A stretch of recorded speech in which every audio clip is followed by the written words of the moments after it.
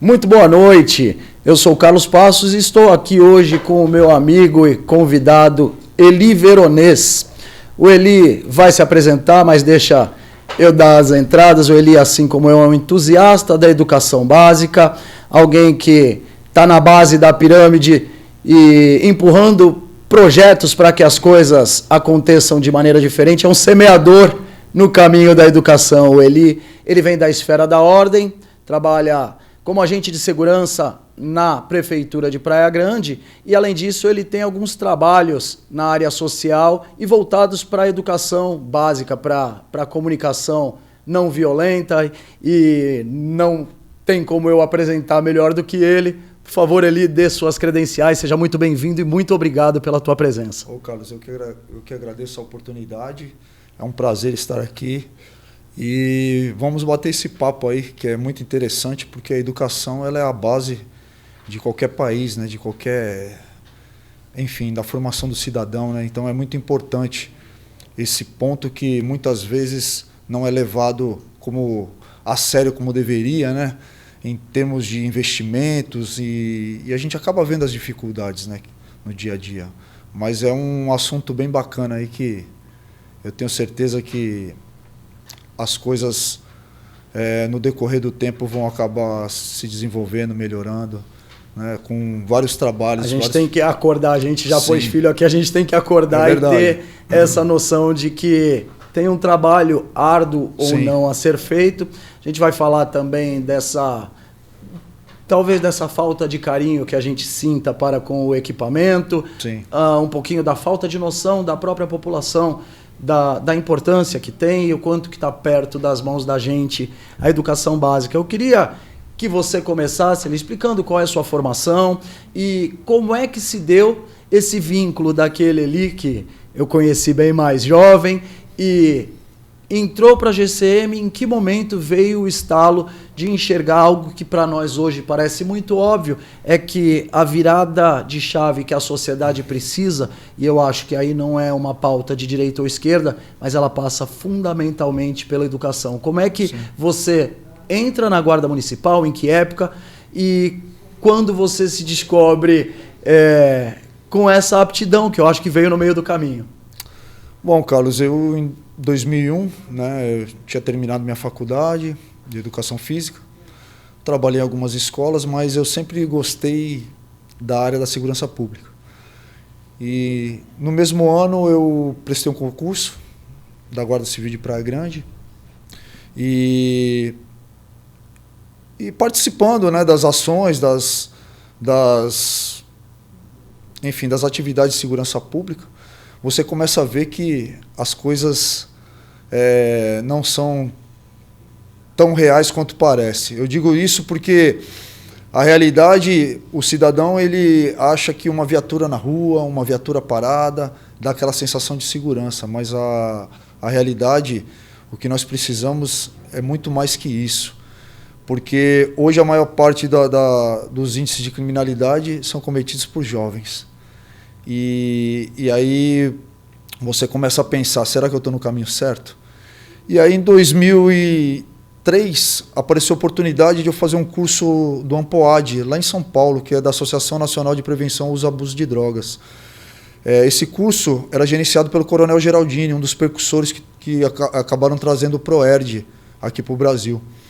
E aí eu fiz o curso, em seguida trabalhamos durante 3 anos com o projeto, só que o projeto em si nós tínhamos algumas dificuldades, né? E aí em 2006, finalzinho de 2006, em uma reunião com o comandante da Guarda, apareceu a oportunidade de criarmos o nosso próprio projeto com as experiências que nós tínhamos já na Praia Grande. E desde 2007, Carlos, estamos aí trabalhando nas escolas, enfim, histórias, agradecimentos que o público tem, que a população tem, né, referente à Guarda Civil, a essa área social que nós temos. E, Carlos, não tem jeito, cara. Segurança pública sem área social, ela é ineficiente. Na verdade, uma grande falta que a gente sente, ainda estando em região que é uma região boa do Brasil, se a gente pegar em números absolutos, a Baixada Santista é uma região mais desenvolvida ou puxa a média para cima, mas a gente vê que falta sinergia. Você às vezes vê a declaração de quantos milhões chegam destinados a cada pasta, você vê alguém vir cortar uma fita para inaugurar qualquer coisa que seja uma estrutura física, seja a entrega de insumos. Você tem muita página de Instagram mostrando ações e, às vezes, isso não se traduz na sensação de segurança pública. Eu me deparei com um dado do NISP, que é o Novas Ideias para a Segurança Pública, e ali tem muitos dados com fontes boas, e eu fiquei chocado de saber que o Brasil, apesar de ter 2,7% da população mundial, 25% dos celulares roubados no mundo são roubados no Brasil. Então, assim, você tem 2,7% da população.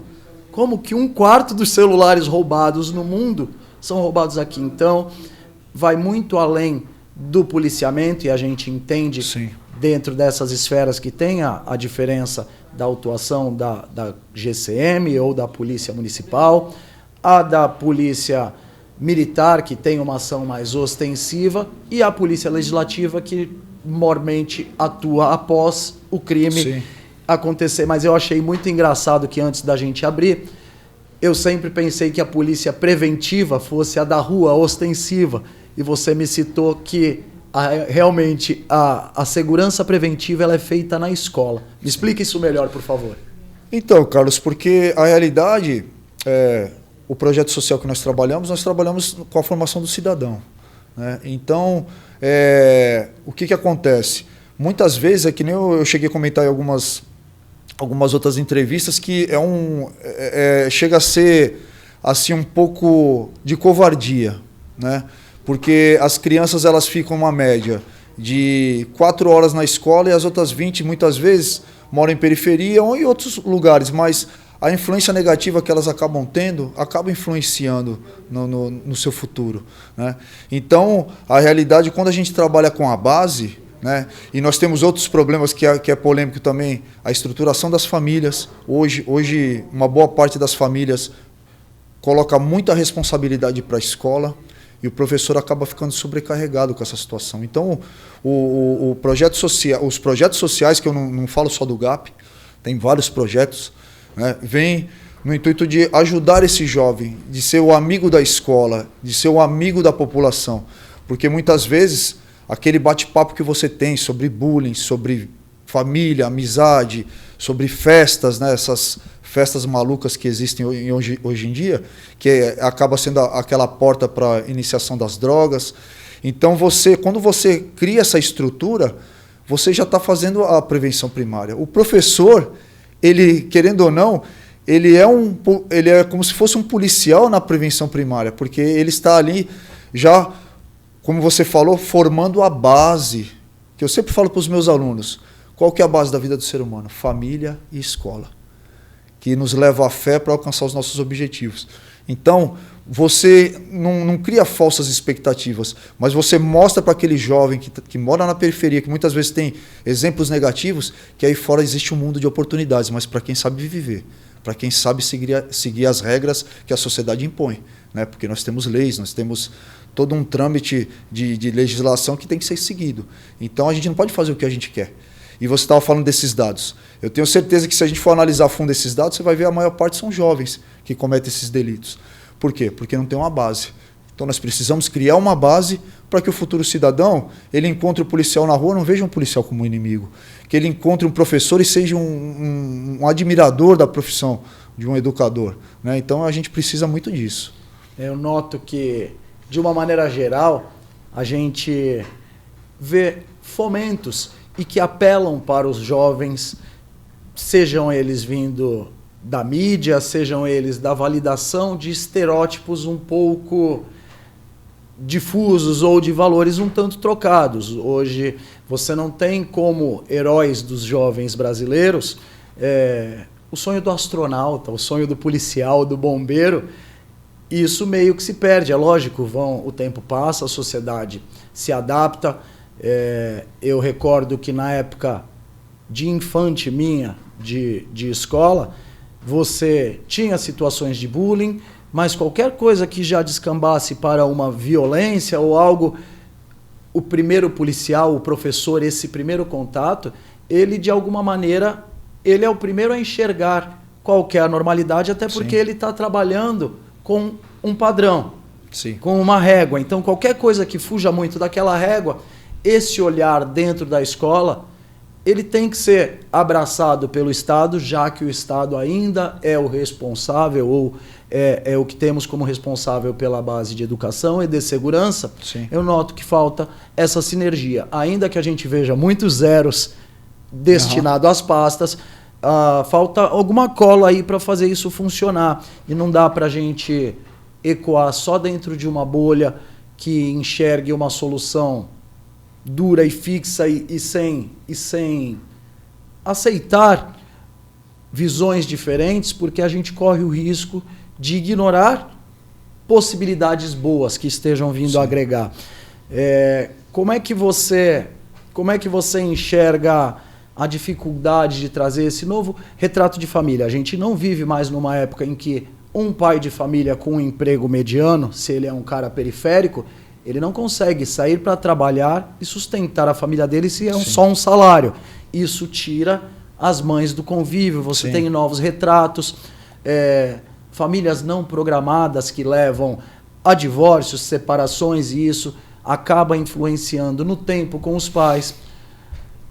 A gente ainda não colheu os frutos do que é uma geração criada, exposta a tudo que isso aqui traz. Então, é muito complicado, as dinâmicas são novas, a informação vem.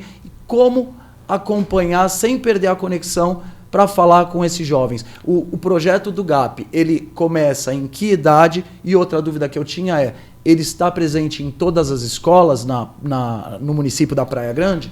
Bom, Carlos, no caso, o GAP ele trabalha com a média de 10 anos, são os 500 anos, né? A realidade, Carlos, eu vejo o seguinte, o que acontece hoje em dia? Primeiro que a inversão de valores, né, é tremenda. Você vê, hoje parece que o errado está virando certo e o certo está virando errado. Hoje, eu que trabalho na educação, já há mais de 17 anos, quando você vê um aluno educado, um aluno que tem algo de diferente, você olha assim com uma admiração, uma coisa que na nossa época era uma coisa normal, né? Só o que acontece, Carlos? Hoje em dia, devido a esses problemas da família, o que acontece? Essa criança, você tem que saber abordar de uma forma cuidadosa, porque para você não criar uma frustração. Ou você, como a gente costuma dizer, nos assuntos você destrói as crianças e depois você tem que construir. Como? Um exemplo, eu já peguei alunos que os pais são alcoólatras, pais que estão presos, e aí como é que você vai falar de esperança para uma criança dessa? Eu costumo dizer, Carlos, que na vida todos nós temos alguma maldição, que ela tem que ser quebrada. Então, eu geralmente, quando a gente aborda esses assuntos e eles relatam os casos da família que acontece, aí eu falo para eles o seguinte, mas e você? Quando você tiver e constituir a sua família, você vai cometer os mesmos erros?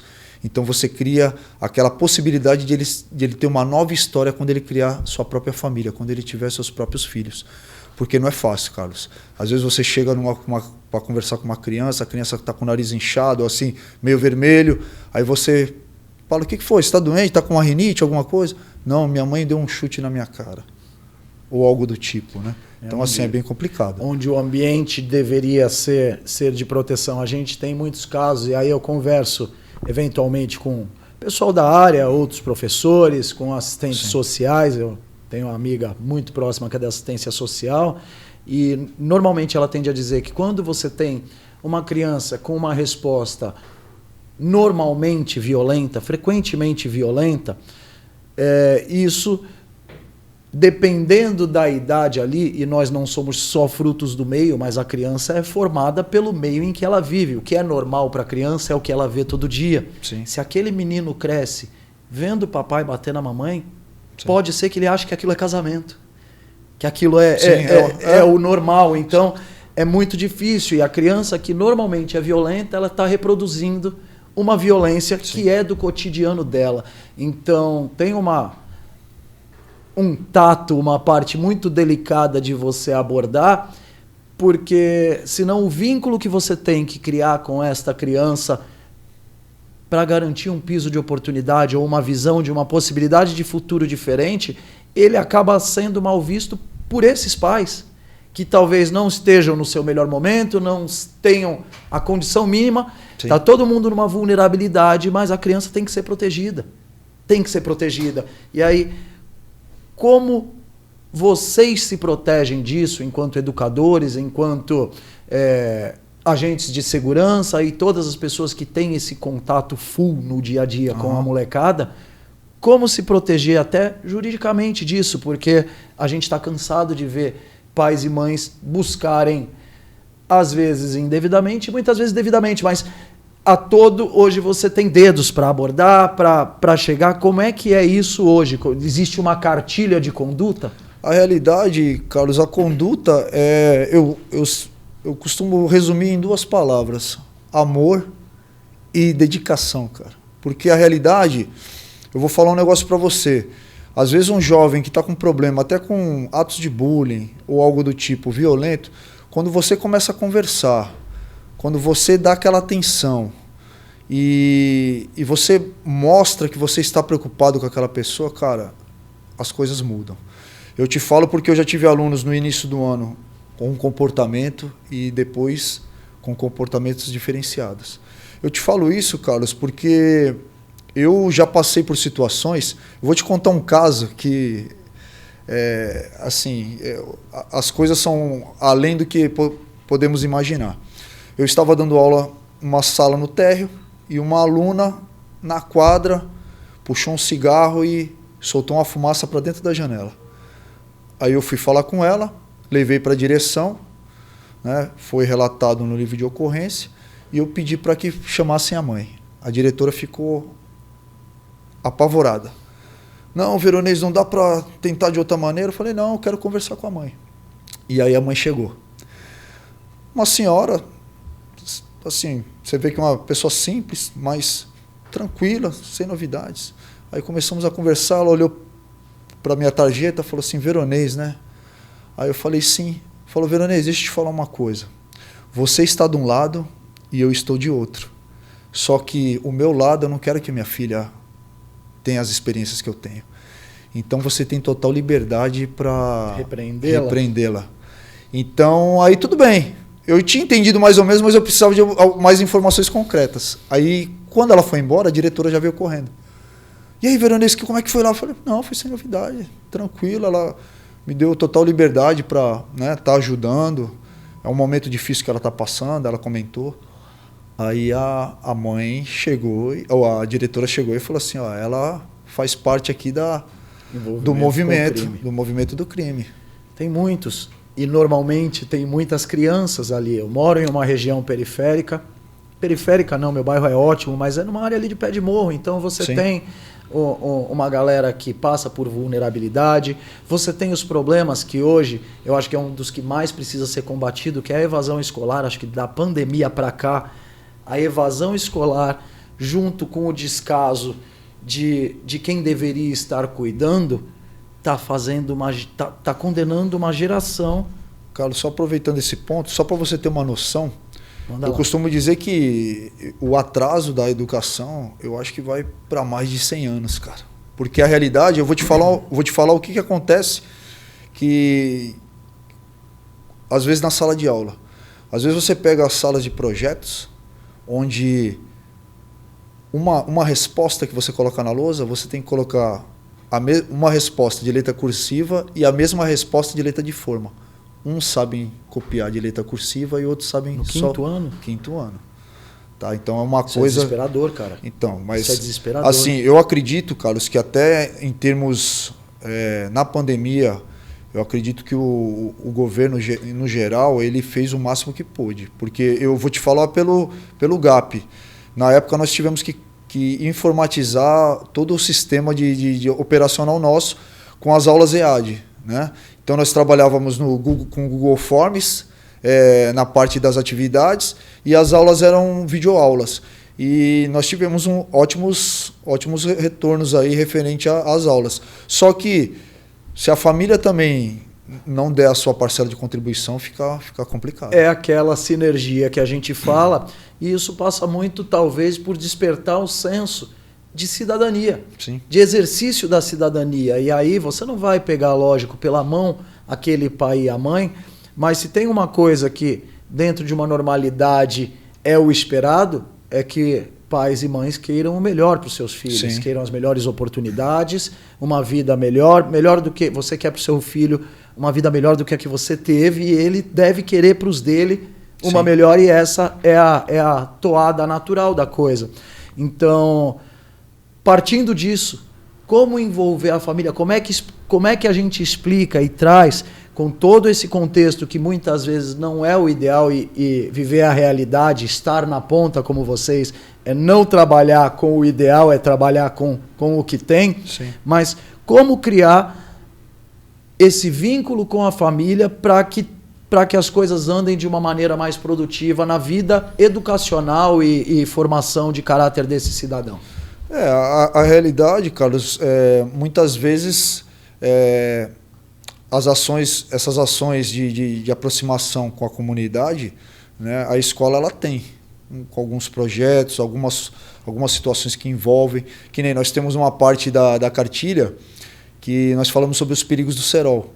E geralmente as atividades que nós aplicamos em sala de aula, nós pedimos para que os pais compareçam, para o pai e o filho, ou para a mãe e a filha construir uma pipa. Então ali tem aquela aproximação e algumas reuniões, algumas atividades que tem a Semana da Família, que muitas vezes nós aplicamos a palestra e, querendo ou não, indiretamente a gente acaba direcionando essa parte, né, da importância de, apesar das atribuições que todos têm que correr atrás dos proventos familiares, de ter aquela união, de ter aquele momento, de assistir uma televisão, porque muitas vezes as pessoas falam assim, mas eu não tenho muito tempo com meu filho porque eu não tenho dinheiro, mas poxa, uma pipoquinha, um filminho, né, às vezes um jogo, às vezes acompanhar a parte educacional, a lição, enfim. A gente sabe que é difícil, né, Carlos? Porque às vezes nós temos alguns problemas. Problemas de conduta, muitas vezes, que às vezes tem na família, às vezes, e outras por tempo. A parte do tempo você consegue, mas é que nem eu te falei, tem casos que alunos que moram com os avós, com os tios, né, alunos que estão nas casas de acolhimento, né, medidas protetivas, né, então, assim, nós cada vez mais estamos tentando trazer mais coisas, que nem, eu não sei se eu cheguei a comentar contigo, aquele curso de oratória policial que nós aplicamos para o pessoal do Guardiã Maria da Penha, o Guardiã Maria da Penha agora está criando um projeto social também dentro das escolas, para orientar as crianças referente o que eu devo fazer quando houver uma violência doméstica, uma violência em casa, né? Então eles vão ter de uma forma lúdica, de uma forma bem simplificada ali no caso para a faixa etária, né? Porque que nem a gente costuma falar, não dá para você numa palestra com adultos falar uma coisa técnica, usar a mesma tática com as crianças, né? Então você vai agir de uma forma lúdica ali, mas que eles tenham consciência, né? E também é uma prevenção, né? Saibam identificar os gatilhos. Sim. E as cartilhas sempre funcionam muito. O meu mais velho está com 21, o mais novo Sim. tem 17 e já está maior que eu. Mas eu recordo muito que tinha um programa, cancelaram até quando, acho que morreu um capitão que era aqui do 6º Batalhão em Santos, lá do 6º BPM, que chamava Recreio da Polícia Militar. Que programa lindo. Eles pegavam todo o período de férias, separavam por idade as crianças, e aí tinham times por cores, a polícia, a comunidade, sim, a escola. Você via a integração do que constrói a sociedade, porque com todas as evoluções, neologismos, não tem como a gente travar o que vem.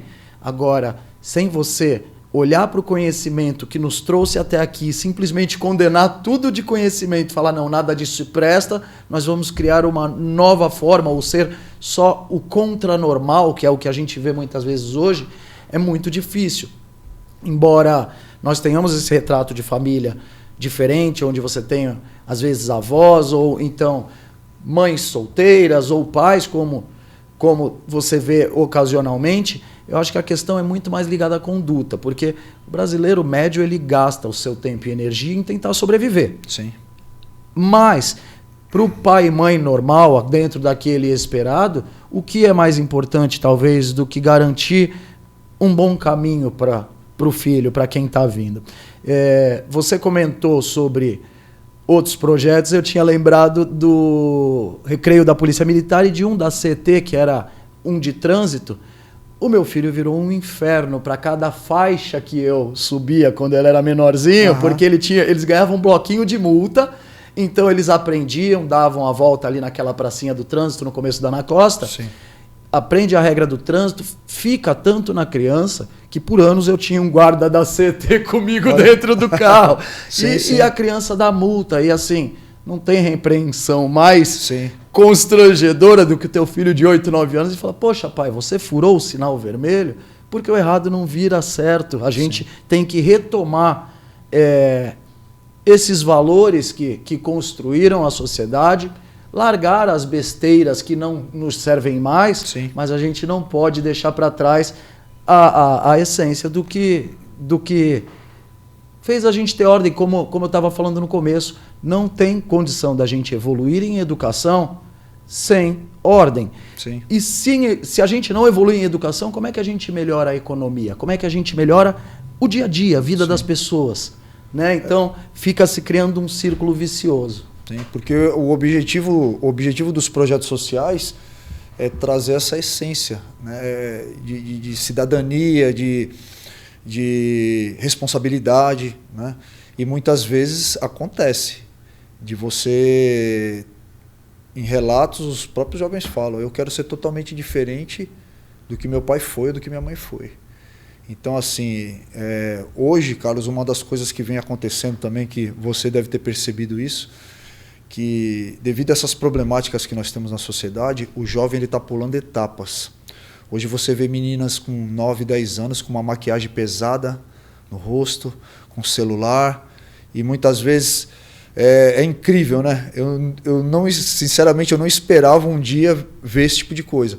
Você pergunta em sala de aula para as meninas, quem aqui já brincou de boneca? Às vezes levantam 3. Já tive aluna que falou assim, o que é boneca? Sério? Então, o que vem acontecendo? As faixas etárias estão pulando. Então você vê hoje uma menina de 10 anos, ela quer ter a mesma maturidade de uma mulher de 21 anos. Só que você faz algumas perguntas para ela, ela não quer ajudar em casa, ela não cuida nem do seu próprio quarto. Mas são as referências, volto a dizer, referências que acontecem. É que nem eu costumo dizer, Carlos, tá passando na televisão um filme, uma cena. Aí a cena é um pouco picante, a mãe vai lá e muda o canal. Aí pede para a filha, vai lá buscar um copo d'água. E a criança, ela viu, a adolescente, ela viu aquela cena. Se os pais não orientarem, ela vai procurar no Google. Ou às vezes vai procurar uma pessoa que não tem referência nenhuma. Uma amiga de uns 15 ou 16 anos que já tem até 2 filhos. E aí você vê hoje que vem acontecendo. Alunas dos 5º anos estão deixando de ser alunas para virarem mães, né?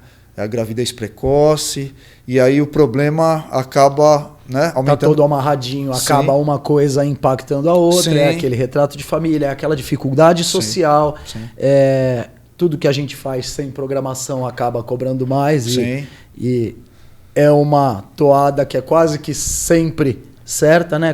Quanto mais você se debruça sobre o projeto, sobre estudar como que você vai fazer, você vai diminuindo as chances de dar errado. Mas eu também noto uma hipersexualização da molecadinha, e tudo que te oferece algo muito próximo do teu lado mais bicho, mais animal, vai ser facilmente abraçado, vai ser muito palatável. Sempre foi sexo e sangue o que vendeu mais, sempre foi o que chamou a atenção, porque é do ser humano.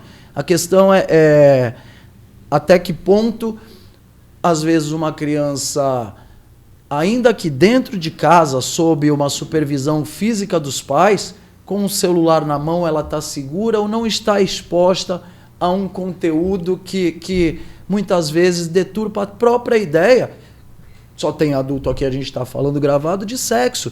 E aí, entrando na adolescência, com uma ideia deturpada de sexo, objetificada da mulher, aquela coisa muito voltada para a sodomia ou para para o não convencional, existe uma agenda, existe muito estudo acadêmico para descobrir o porquê disso e que não quero ser desonesto intelectualmente, mas que tipo de disforia ou de pontos fora da curva estão ligados a isso, ao consumo excessivo de pornografia. Então, assim, você é pai e mãe, você gosta do seu filho, cuide. Sim. Cuide, porque senão você pode deixar para sorte alguém acabar abraçando, mas que há um bombardeio midiático, TV, os heróis deles, os grandes expoentes da nossa arte hoje, o que eu chamo de intelectuais. Intelectual não é só estudioso, é aquele que arrasta a opinião. Os nossos arrastadores de opinião, eles trabalham sem o mínimo de visão na consequência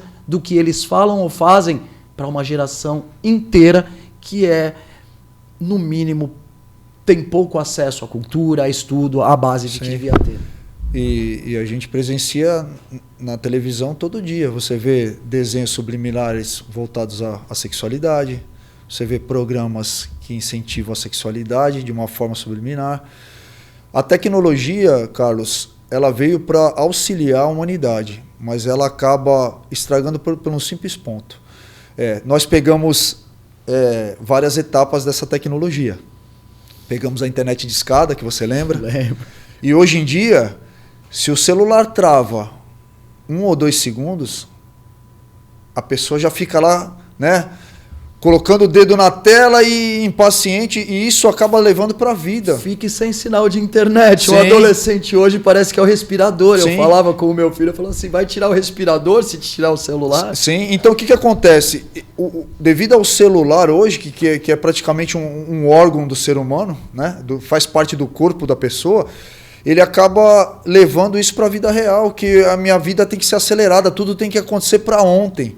E nem sempre é assim. Existe um processo. O ser humano, ele evoluiu através de um processo, não foi da noite para o dia. A gente não adianta a natureza, mas você nota isso no dia a dia da molecadinha em sala, em ambiente escolar, de que eles têm uma dificuldade muito maior de esperar. Eu, por exemplo, para ter a minha primeira bicicleta, e eu lembro que foi uma Ceci que minha mãe mandou pintar, que era uma rosa da minha irmã e não podia ser a minha rosa para o Natal. Eu esperei 3 anos para ter uma bicicleta. E as dinâmicas hoje, até pela facilidade, a gente tem que caminhar para ter mais acesso a bens e itens de consumo, mas a dinâmica da molecada, querer e ter, muitas vezes deforma essa sinapse que você tem que ter de lidar com a frustração, de ouvir ou não, de trabalhar Sim. essa frustração e não devolver uma resposta violenta. E eu não quero explorar um caso pessoal, eu tenho, acho que foi nesses últimos tempos, o que mais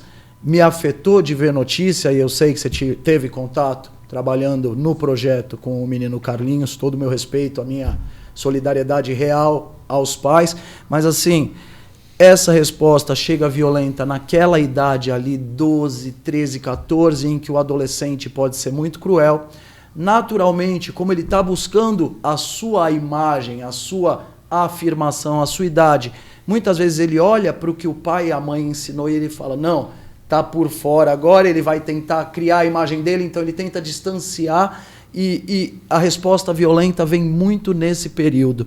Acho que a pergunta que mais me trouxe a te procurar, buscar esse entendimento e conhecer melhor o projeto, que eu acho demais. Eu queria parabenizar você e toda a equipe do GAP, mais uma vez, que eu acho um projeto fundamental para a gente virar essa chave de consciência. Mas qual é o ponto crucial para a gente ter uma comunicação não violenta e não ver repetir mais esse tipo de coisa que faz a gente olhar para o mundo e se pergunta se vale a pena estar aqui, cara, porque é difícil. A realidade, Carlos, eu vejo, nós precisamos ter mais ações sociais de ONGs, enfim, das próprias administrações públicas, né, seja na esfera municipal, estadual, federal, porque hoje eu vejo, um dos maiores problemas do jovem hoje é a parte de não ter o que fazer. Muito ocioso, né? Então, é aquilo que eu te falei. Muitas vezes os pais trabalham, ele não tem a permissão de ir para outro lugar, enfim, de brincar. Você vê, nós temos um capítulo na cartilha que é Preparando para o Futuro. E lá tem uma parte que você pede para o aluno desenhar a sua profissão. 99% hoje quer ser youtuber ou influencer. Então, assim, você não vê mais o jovem querendo, que nem você falou, ser o policial, o médico, o professor, né?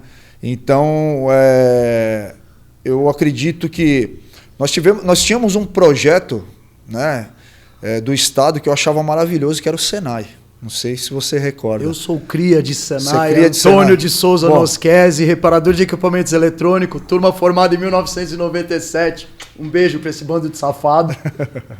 Então você sabe mais do que... Bom, não preciso nem comentar, né? Porque a realidade, o período integral, eu acho que serviria muito para esse momento que a gente está vivendo, né? Criar a parte de profissionalização. Uma escola técnica que o Estado tem, que eu tenho minha filha em casa, ela estuda na ETEC. Eu acho o trabalho da ETEC fenomenal, referente à parte de direcionamento profissional, formação do cidadão. Essa é uma escola bem completa que lembra até aqueles moldes antigos que nós tínhamos, né? Então, assim, é uma escola que ela incentiva, ela traz uma estrutura para o jovem ir atrás dos objetivos, porque muitas vezes você encontra alunos, eu quero ser professor. E na realidade, Carlos, não é querendo falar, mas 5º ano praticamente semi-analfabeto. Então você está criando uma expectativa que vai chegar lá na ponta da linha lá e ele não vai conseguir chegar nos seus objetivos. Não vai entregar. Os mecanismos que a gente vê hoje para viabilizar isso meio que não funcionam. Sim. Eu, como cria de Senai, minha formação acadêmica é pela FATEC, então assim, sou fã das instituições, mas eu tenho até um artigo que eu vou tentar desenterrar ele depois, que eu enxergava justamente isso. Mas foi na época da faculdade. A gente vê muito o mercado de trabalho em empresas que às vezes têm vagas boas, vagas que são disputadas, falando, olha, os profissionais de tal área, os engenheiros, enfim, de várias áreas, não chegam prontos para o mercado. O cara vai, ele entrega ali os 5 anos, ele paga uma formação às vezes cara e ele acha que o que ele aprendeu ali não tem lá muita serventia. Só que quando a gente fala da iniciativa privada começar a ter uma relação mais próxima, e aí eu não estou falando, vou privatizar isso ou aquilo, passa por aí, mas eu estou falando de você pegar modelos que deram certo, como tinha no interior de São Paulo, na região, salvo engano, de Valinhos, Vinhedo, você tinha uma fábrica da Peugeot que estava instalada lá. Sim. Ela abraçou a educação municipal, as crianças tinham educação de ponta, francês, inglês, e ela tinha uma parte desse estudo em período integral que era voltada para a formação de mão de obra para ela. Então, assim, você cria um círculo virtuoso. Quando você tem um Senai, onde as empresas têm interesse na formação daquele profissional, a metodologia vai dar para as empresas isso. Sim. E eu acho que um despertar que falta no cidadão, de um modo geral, é esse de que a escola pública, como ele não está vendo pagar uma mensalidade ali, ele acha que não tem que ter uma exigência Sim. de qualidade de ensino ou de atenção. E até em Santos mesmo, que hoje a gente tem programas para poder cumprir o requisito legal da escola em período integral, Sim. mas que a gente vê uma galera que amontou a criança e dá pouquíssimo material. Então você está criando geração num ócio disfarçado de atendimento, mas você não está dando piso de oportunidade. Como é que você vê essa proximidade, por exemplo, das empresas? E eu falava na época da faculdade que o grande problema do empresário dizer que o aluno está saindo mal formado ou do aluno achar que a faculdade forma mal é que as instituições de ensino hoje, elas trabalham olhando exclusivamente para a grade do MEC. E se a gente pegar um exemplo, vamos lá, é lógico que é muito menor, mas Singapura, que há 40 anos atrás tinha números de desenvolvimento bem abaixo do Brasil ou similar para baixo, eles fizeram um investimento em educação voltado para o que o mercado empregador precisava e nesse círculo virtuoso hoje eles têm uma renda per capita bastante confortável e que em nada dá para comparar com a nossa. Então, como é que você enxerga essa sinergia ou a possibilidade de empresas, sejam elas locais ou empresas grandes, investirem? Olha, eu vou colocar uma máquina nessa escola, mas eu quero que treine para poder operar esta máquina. Eu vou trazer esse trabalho de programação e talvez não sejam 40 alunos que saiam programadores, mas se eu tirar 3 e mostrar que você consegue, que você faz disso possibilidade de uma vida diferente, talvez a do papai ou a da vovó, talvez eu acho que seja um caminho para isso. E aí tem que ter umas amarras que são políticas, que são de articulação, mas que eu acho que tem que trazer a iniciativa privada. Lógico, ela vai atender o interesse, mas para dentro da escola. Como é que você vê isso, dessa parceria de botar dinheiro, de botar grade e ocupar essa molecada? Eu acredito que falta um pouco, Carlos, de comunicação entre o poder público e os empresários, no caso, que queiram investir. Porque a realidade, nós temos em todos os municípios aqueles programas do primeiro emprego, enfim, mas nós esquecemos de trabalhar também essa parte na base, né, que são os cursos técnicos, enfim, que poderiam ter essa parceria com, né, a iniciativa privada, enfim. Eu acho de fundamental importância. Eu não sei se você conhece a estrutura do Instituto Neymar. O Instituto Neymar, além de ele efetuar prática esportiva, os alunos eles têm aulas de inglês e espanhol, se eu não me engano. Eu ainda não tive a oportunidade, mas como você está lá pertinho, você vai me levar para conhecer ele.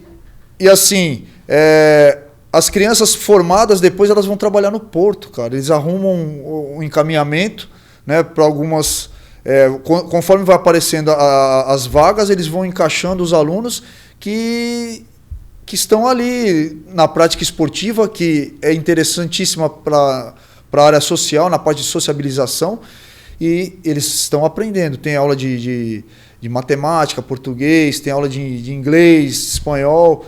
E assim, eu acredito que é um projeto assim, maravilhoso que deveria ser implantado em outros lugares. Tinha que ser replicado, né? Sim, com certeza. Eli, você citou essa parte do esporte e eu, por conhecer você, sei que você tem uma relação íntima, a sua formação acadêmica. Sim. Você ainda está pedalando?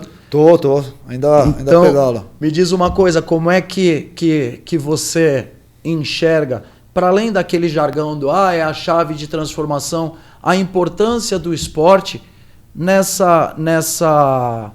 nesse âmbito de mudar a atitude, a conduta? Porque a gente sabe que numa classe de 30 crianças nós não teremos 30 Daianes dos Santos, 30 Neymares, mas ainda assim, o quanto que o esporte é um arrastador de conduta, ele é importante, ele já foi mais, o esporte está por fora. Como é que é isso para você, Eli?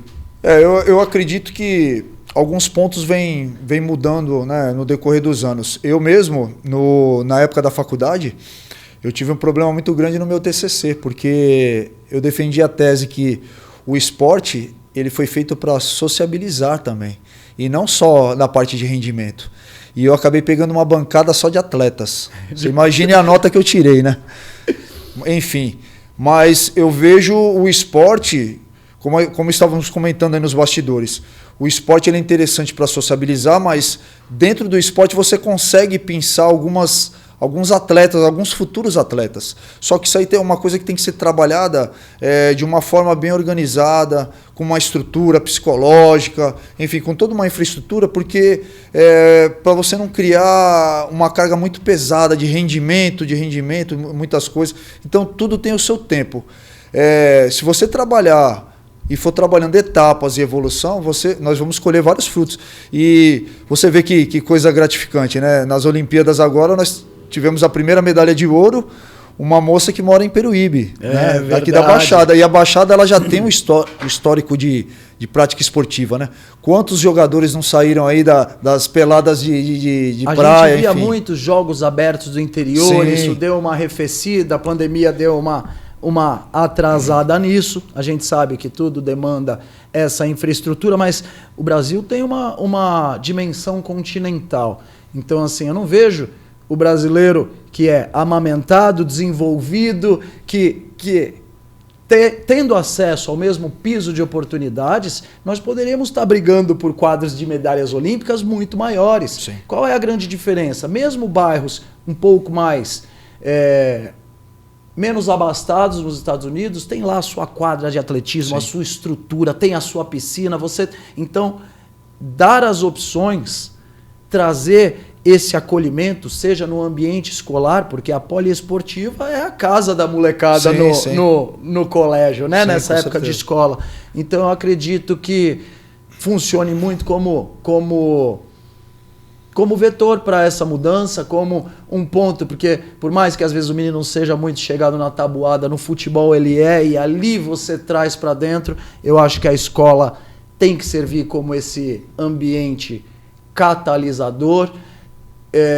Os professores, as pessoas que estão no contato com as crianças quando elas não estão mais na guarda dos seus pais, eles são os olheiros que vão enxergar os ajustes que precisam, mas também penso em projetos de valorização desses profissionais, no sentido de ter professores cujos alunos tenham melhor desempenho e eles darem a didática deles em sala de aula para outros professores, serem bonificados por isso, porque a gente, com os incentivos corretos e mostrando, talvez crie um círculo de virtude para ter uma sociedade mais sim, próxima do que a gente busca. Eu quero mais uma vez te agradecer, o tempo está chegando ao fim, e eu queria que você deixasse um recado para o cidadão, seja aquele que já tirou o título dele, que se entende como cidadão e está buscando uma informação de qualidade de 16 anos para mais, para aquela criança que talvez esteja passando por uma situação de desconforto e que esteja intimidada a não falar, sim, e para os pais de quem está na escola. Então, é o teu recado, Eli. Eu queria te agradecer e bom, é isso. Eu que agradeço, Carlos. E, bom, o recado que eu tenho é que as pessoas tenham mais consciência na hora do voto, né? Porque a realidade, nós escolhemos o nosso futuro. Não adianta ficarmos reclamando depois que as eleições passam. Então, é você saber mais sobre os candidatos, as propostas, né? Que isso é muito importante, porque são propostas que envolvem a nossa vida. Então, assim, a família ela tem que estar unida, mas sempre cobrando, é que nem você falou, né? O pessoal acha que porque a escola pública é de qualquer jeito. Não, nós temos que buscar qualidade, porque a realidade, dentro desses próprios municipais ou estaduais, estão os nossos filhos. Sim. Então, nós precisamos ter um ensino de qualidade, porque isso vai acabar refletindo na vida deles. E essa sensação do ensino gratuito também, eu acho que detona muito. E aí, só para pontuar, o Brasil e principalmente a Baixada Santista, o nível de investimento gasto no ensino público por aluno na rede básica, fundamental 1 e 2, é pareado, se não acima da média dos países da OCDE, de países desenvolvidos. Então, não é só recurso que falta, talvez seja mais falta de você estar perto, pegar o caderno do seu filho, sentar sim, do lado e entender o que acontece. Com certeza. Valeu, Eli, obrigado. Eu que agradeço. Foi uma satisfação te receber. Obrigado, viu?